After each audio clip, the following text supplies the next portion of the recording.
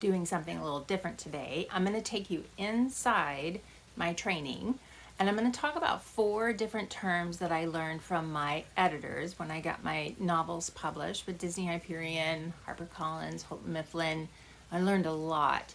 And I'm using the terms that they taught me in my classroom, and it's helping so much with the revision process. And I want to share that with you. This is a little inside sneak peek in my 10 video training. I want you to take a look at it. So come on, let's go take a look. Come on. All right, let's dive into revision a little bit more. Just to remind you that they have to be pre-approved on all their research links. And I also have them put in their thesis statement. That's the third thing they do. So they did their topic, their research article, have to make sure that it's from a reputable place. Then they put in their thesis statement and they get that approved. The rest of the time they can move at their own pace. When you get to the end of drafting, towards near the end there, I do something called the yellow box method, where I close edit one paragraph of their work. I don't edit their work after they've turned it in.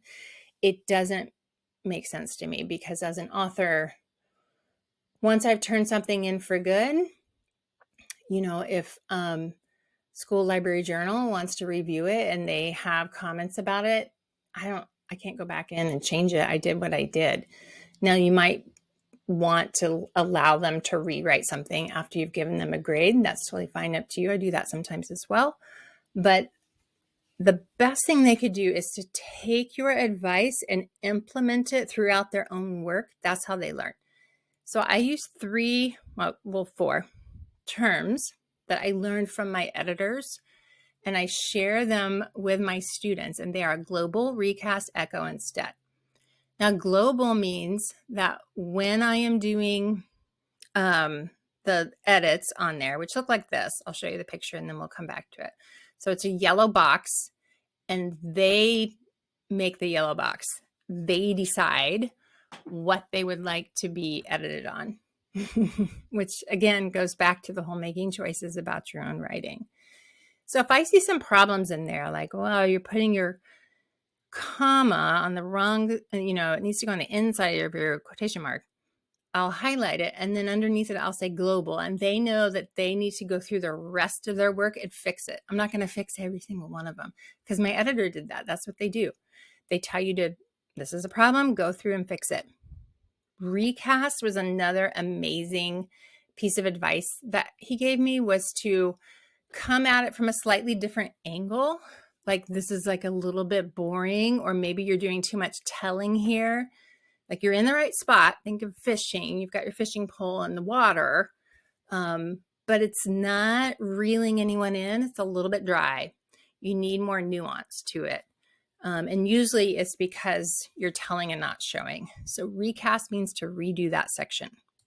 And this third one I love, because our students do this so much, and I do it a lot too, which is echo. If you have a word that you've repeated too close, your reader gets stuck on it because they know they've heard it recently, and it's a little like jarring. So if I said, near the end of drafting, use the yellow box method in the paragraph where you'd like to close edit on the one paragraph. I don't know. So if I had the word paragraph repeated there, that's an echo. One of them doesn't need to go there, or it needs to be replaced. Echoes don't work. So I would highlight it and write echo and tell them I might have to say global as well and go back through and fix all of them. You can use the term stet. Stet means to stay. If they have a certain voice or something they want to keep in there and they don't want you to pull it out. I don't use this very often, but sometimes if it looks like it's helpful, I'll let them use stet. All right, so here's kind of what it looks like. So they'll do this in Google Docs. They'll decide what paragraph they'd like for me to edit. I often tell them something that you feel like you might not be confident about. So maybe you're not sure if all of your dialogue and stuff is edited correctly. That might be a good one to select. So they pick it, and then I go over here and I put in all of my comments with global, with recast, all that kind of stuff. And then They need to take my comments and see if they can fix this. They have the ability to go get their trio to help them if they'd like. But at this point, this is what I'm going to edit for them. I think it's a good skill. I hope you enjoyed that. I hope it helped. I'm going to give you some information about my training, what's in each module to see if it's a good fit for you. I'm going to put up a review too on the screen so you can take a look at how it is helping teachers in a way that they may not have even seen it, or that I have even seen. I didn't really realize that this would resonate with people in such a deep and meaningful way. It's been very just heartwarming. It was a wonderful process. So look below. I'll put a link down there for the free part of the training so you can get like an overview of what it's about. And then I'll show you what's in each module so you know what you get in the training. And then I will see you in the next video.